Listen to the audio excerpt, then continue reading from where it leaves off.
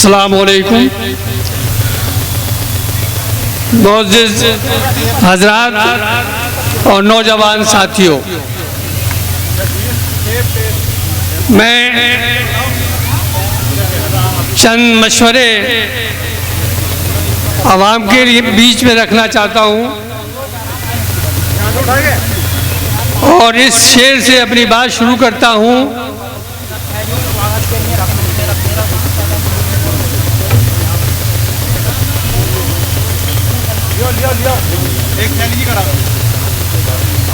हजारों साल नरगिस अपनी बेनूरी पे रोती है, हजारों साल नरगिस अपनी बेनूरी पे रोती है, बड़ी मुश्किल से होता है चमन में दीदावर पैदा। आज हमारे बीच में बैरिस्टर असदुद्दीन साहब के लिए ये शेर बिल्कुल मौजू है और उनकी तमाम खूबियाँ, उन क़यादत जो वो कर रहे हैं, इस शेर में उनके लिए सब कुछ का कह दिया गया है। साथियों, संभल लोकसभा का पूरा क्षेत्र तमाम तरक्की की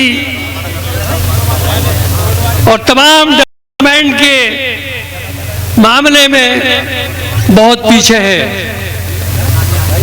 आप हैरान होंगे,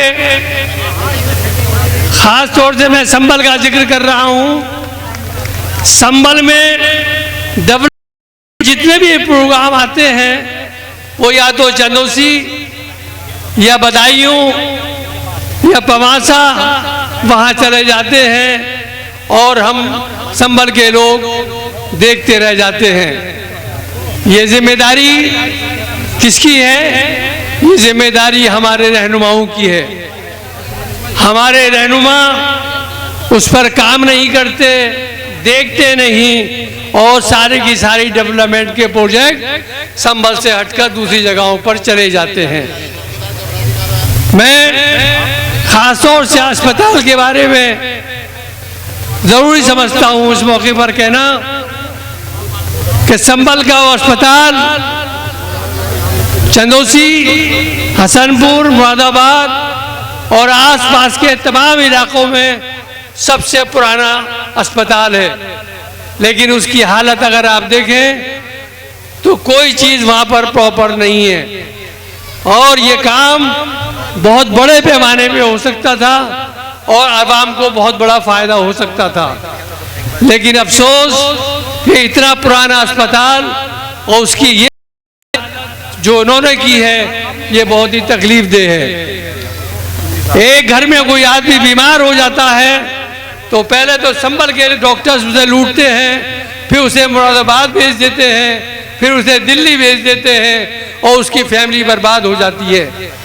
और अगर यही अस्पताल तमाम ज़राए यहाँ मौजूद होते तो हमारे गरीब, हमारी आवाम उसका पूरा फ़ायदा उठाते और जो लोग रोज़गार बेचारा रोज़ाना मेहनत करते हैं वो मेहनत भी करते रहते और अपने बच्चों का इलाज भी करते रहते।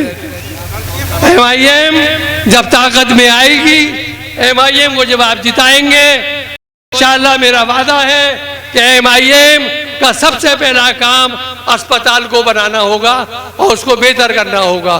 खुदा हाफ़िज़।